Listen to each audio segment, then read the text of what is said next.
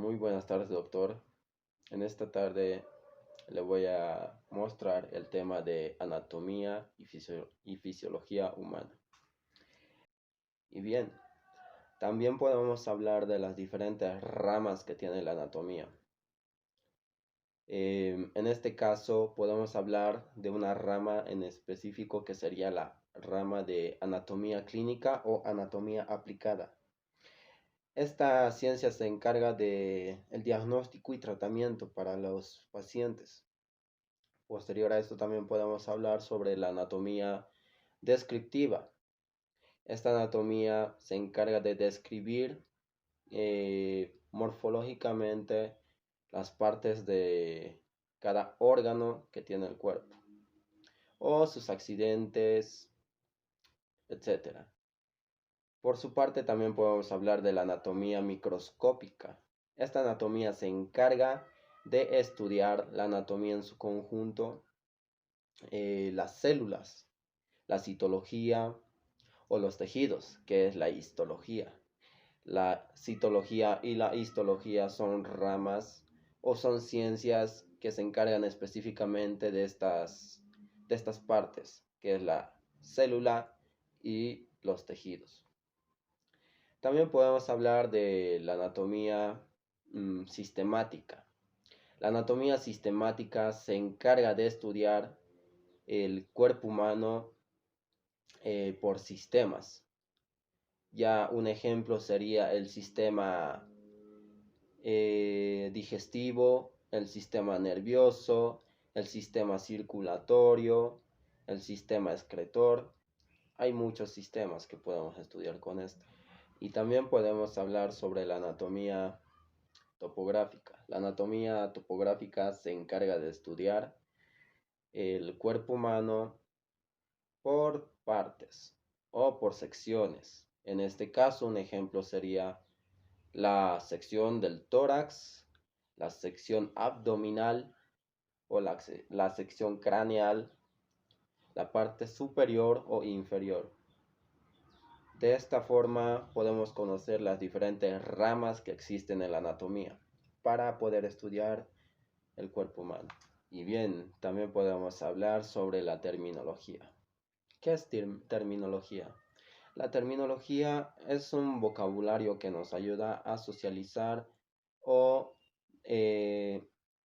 sobresalir en nuestro ámbito de trabajo sobre el área de salud.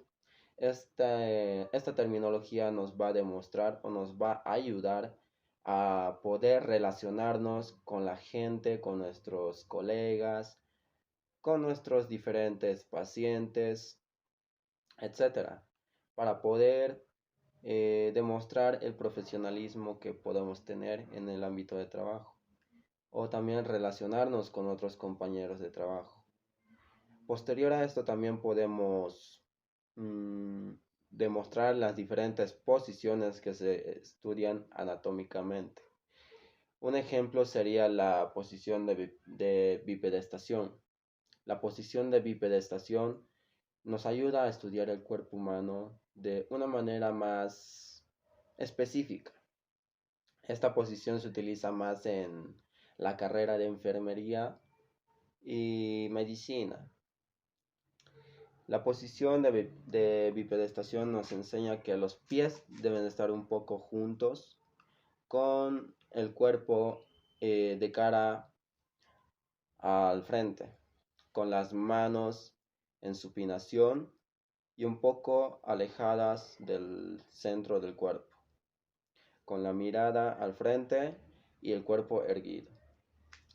Esta posición nos ayuda para estudiar el cuerpo humano, pero aparte de esto también encontramos diferentes posiciones, como sería la de decúbito dorsal, que es una posición que se encuentra con la parte posterior del cuerpo apoyada en la camilla, con la parte glútea, con la parte posterior de la rodilla, la parte de la columna vertebral, la parte de la espalda, la parte escapular, la parte occipital apoyada en la camilla.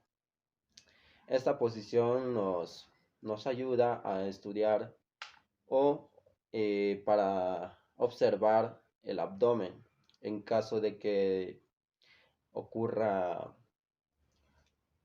un diagnóstico. Nos ayuda a diagnosticar problemas en el abdomen, en la parte del cuádriceps frontal, sería el cuádriceps triangular. Eh, Nos ayuda a ver la parte facial del cuerpo, la parte pectoral o mamaria, y etcétera. También podemos estudiar de diferentes formas. También podemos encontrar la posición de cúbito prono. También hablamos, y continuando con el tema, también hablamos sobre los términos de situación y dirección. Estos términos nos ayudan a poder observar las partes del cuerpo. En este caso podría ser un ejemplo el término de mostrar la parte superior del cuerpo. También podemos decir superior, craneal o cefálica. También su contrario de este sería la parte inferior o podálica. Podemos hablar también del término que se emplea para decir la parte frontal del cuerpo, que sería la parte anterior, y para poder hablar sobre la parte detrás del cuerpo sería el término de posterior. Podemos encontrar también diferentes términos que se emplean para observar las diferentes medidas del centro del cuerpo. Por ejemplo, sería el término de proximal. Este término se utiliza para hablar sobre una parte del cuerpo que esté cercana al centro del cuerpo. Por ejemplo, sería esta parte. Esta parte sería un ejemplo, la parte del deltoide sería el ejemplo exacto sobre un proximal. Términos que sería, por ejemplo, interno y externo. Estos términos nos indican que se encuentra dentro del cuerpo, internamente, interno, y otro sería externo, que se encuentra en el exterior del cuerpo. También podemos hablar de otros términos que sería apical y basal. Estos términos trabajan en conjunto porque nos demuestran las partes. En este caso, un ejemplo sería la parte apical y la parte basal. Imaginemos que esto es un riñón. Nos demostraría la parte apical y la parte basal del cuerpo. Posterior a esto también podemos hablar de los diferentes movimientos que podemos tener con el cuerpo. Estos movimientos se emplean términos también. Estos términos nos quieren indicar los diferentes movimientos que hacemos con el cuerpo. En este caso sería flexión. Esto sería un ejemplo exacto de lo que es flexión. O también hacia el frente, flexión. Y también podemos decir extensión. En este caso esto sería flexión y hacemos extensión del brazo. Flexión, extensión, o también hacia atrás, extensión. También podemos hablar de otros movimientos que sería el circunducción. La circunducción nos quiere decir que uno gira. Por ejemplo, sería la mano que está haciendo circunducción. Esto sería un ejemplo exacto de lo que es circunducción. Otro ejemplo sería rotación. La rotación nos quiere decir que una parte del cuerpo rota en su propio eje. Por ejemplo, la cabeza está rotando. Ese sería un ejemplo exacto de lo que es rotación. También podemos hablar de supinación o pronación. Supinación y pronación. Regiones del cuerpo, por ejemplo, serían la parte clavicular, la parte pectoral o la parte mamaria. También podemos hablar sobre la parte deltoidea, la parte infraclavicular, la parte clavipectoral o la parte anterior del brazo, la parte posterior del brazo, la parte anterior del codo, la parte posterior del codo, la parte del carpo. También podemos hablar de la parte de la palma de la mano, la parte anterior y la parte posterior. También podemos hablar de la parte abdominal, la parte lateral. También podemos hablar sobre la región de la parte posterior del cuerpo, que sería la parte escapular, la parte infraescapular, la parte interescapular, la parte vertebral, la región lumbar y también la región glútea, la región, en este caso de la parte anterior del cuerpo, podemos hablar de la parte triangular, del cuádriceps, etcétera. Hay muchas regiones del cuerpo. En este caso también de la parte craneal de nuestro cuerpo podemos hablar la región temporal, la región infratemporal, la región mentoniana, la región inframentoniana, la región del esternocleidomastoideo, la región frontal, la región occipital, la región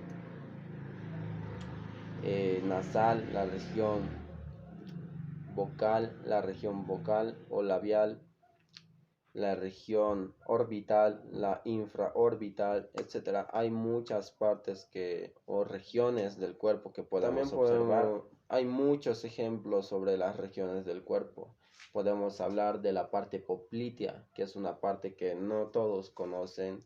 Es la parte posterior de la rodilla. En este caso, el frente de la rodilla sería la parte anterior de la rodilla y la parte posterior sería la región poplitea. También podemos hablar la región sural, que sería donde se encuentran los gemelos, y la parte anterior del pie. Hay muchas regiones que podemos hablar sobre las regiones del cuerpo. Y bien, también hablamos sobre los cuadrantes anatómicos que existen en nuestro cuerpo. En este caso son 9, que dividen el cuerpo en 9 partes. También hay otros cuadrantes que dividen el cuerpo en 4 partes.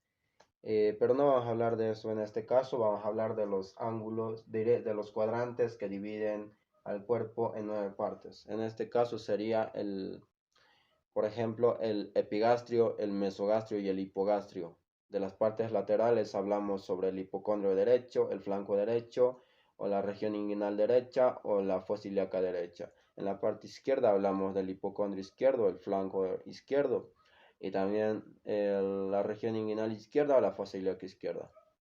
En este caso, estos cuadrantes dividen al cuerpo por órganos también que podemos encontrar. En la parte del hipocondrio derecho encontramos el hígado, la glándula suprarrenal derecha, el riñón derecho, el ángulo hepático del colon. También hablamos sobre la parte del epigastrio. En este caso hablamos sobre la parte del estómago, la parte del páncreas. De la parte del estómago encontramos la primera y la cuarta parte del estómago. También encontramos la parte del páncreas, encontramos el plexo solar y el duodeno.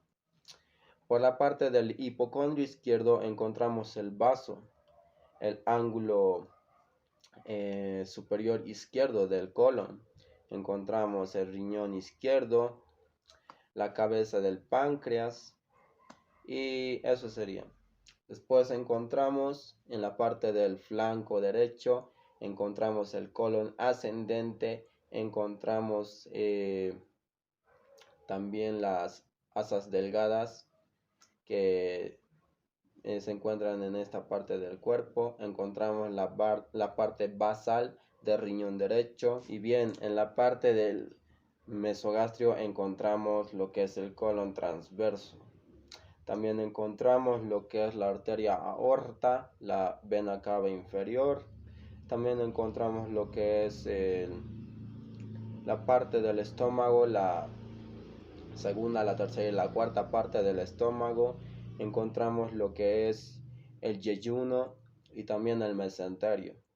En la parte del flanco izquierdo encontramos lo que es el colon descendente. También encontramos las asas delgadas.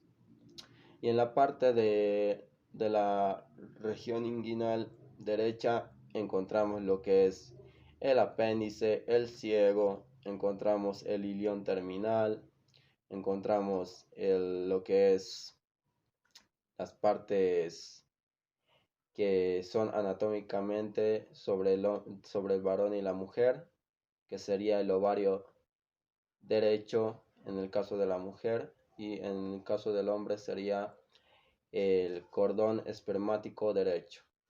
En la parte del hipogastrio encontramos lo que es el uréter, la vejiga y en el caso de la mujer la vagina, el útero y también eso encontramos en esta parte de la fosa ilíaca izquierda o la región inguinal izquierda encontramos lo que es parte del colon sigmoideo.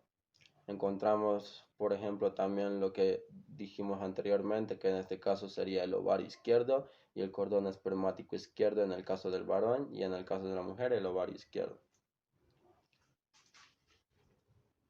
Bien, para terminar también hablamos sobre los diferentes términos que se emplean en el ámbito de la salud, que por ejemplo sería el término de a, que significa carencia, ante, que significa delante, astenia, que significa debilidad.